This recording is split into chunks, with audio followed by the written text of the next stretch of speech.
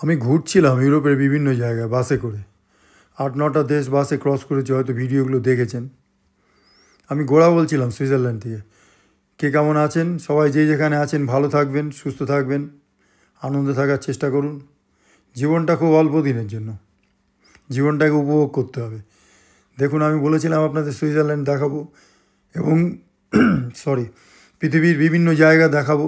আমি যতটা পারছি আমার ভিডিওর মাধ্যমে দেখাবার চেষ্টা করছি। আপনারা আমাকে দিয়ে সারা পৃথিবীর কোণে কোণে চলে যেতে পারবেন। অল্প করে হয়তো দেখবেন, কিন্তু আপনাদের স্বপ্ন পূরণ হয়ে যাবে। আমি আসার পরই সুইজারল্যান্ডে আমাকে একজন টেলিফোন করেছিল ইন্ডিয়া থেকে। তা আমি বললাম কেমন? বললো আর গরমে পারছি না। তা আমি বললাম যে আমার ওখানে তো বরফ পড়ছে গো। বলছে হতেই পারে না, এই এপ্রিল মাসের 26-27 তারিখ। আমি বললাম হ্যাঁ গো, তুমি দেখবে, আমি তোমাকে ভিডিও করে পাঠাচ্ছি। তাই ভিডিওটা করলাম। আমি পাহাড়ের এখন 2000 ফিট উঁচু থেকে গাড়িটা নিয়ে নামছি আস্তে আস্তে করে। এই জায়গাটা হচ্ছে আমার পৃথিবীর সবচেয়ে শান্তির এবং সুন্দর জায়গা। এর চেয়ে সুন্দর জায়গা পৃথিবীতে আমি আর কোনো জায়গা দেখিনি।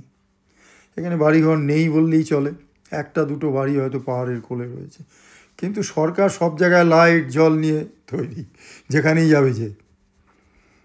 তা আমি এখন গাড়ি থেকে নামছি এবং রাস্তায় তো কেউ নেই, আমি আস্তে আস্তে করে গাড়ি চালাচ্ছি। এই যে রাস্তাটা যদি যাচ্ছি, আমি যদি পিছন দিকে যাই তাহলে আমি এখান থেকে ইটালি, অস্ট্রিয়া চলে যেতে পারবো। এটা হচ্ছে খুব একটা ডেঞ্জারাস রাস্তা। এখানে প্রচুর অ্যাক্সিডেন্ট হয় এবং প্রতি বছর প্রচুর লোক মারাও যায়। মোটর সাইকেল অ্যাক্সিডেন্ট, গাড়ি অ্যাক্সিডেন্ট, পাহাড়ের এই রকম ঘুরে ঘুরে উপরে নিচে করে খুব ডেঞ্জারাস জায়গা। এটাকে বলে ফ্লুয়েলা পাস বলে। তো এটা হচ্ছে একটা পৃথিবীর যেমন সুন্দর জায়গা, তেমন একটি ভয়ানক জায়গাও। গাড়ি চালালে খুব সাবধান। যাই হোক, এখন কেউ নেই, আমার মনে হচ্ছে নেই, এই স্বর্গটা আমারই এখন। আমি একা উপভোগ করছি। পাঁচটা দেখলে বুঝতে পারছেন যে আগে বরফটা পড়েছিল খুব ভালো, সেগুলো সরে গেছে। ওখানে ঘাস গজাবার সময় এসেছিলো, কিন্তু আবার নতুন করে বরফ শুরু হয়েছে।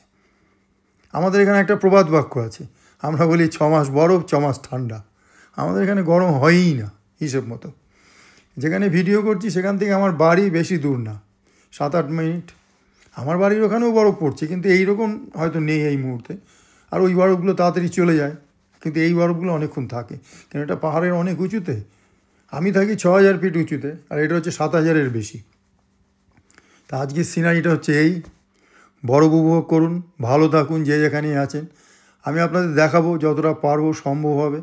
আমি পৃথিবী ঘুরে বেড়াই, আমি কিছু কিছু সময় হয়তো আপনাদের পৃথিবীর বিভিন্ন কোণে কোণে নিয়ে যাব।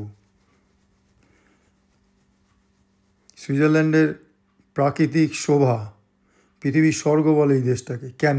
এই জন্য সুইজারল্যান্ড ম্যাক্সিমাম জায়গাটাই এরকম। 80% তো আপনার পাহাড়, আমি আগেই বলেছি। সে 80% পাহাড়ের সবসময় দৃশ্য এইরকমই।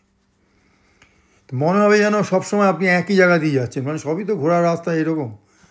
মনে হবে যেন ভিডিওগুলো সব এক জায়গায় দেখছেন, কিন্তু এগুলো সব এক জায়গার ভিডিও না, বিভিন্ন জায়গার ভিডিও আপনাদের দেখাচ্ছি।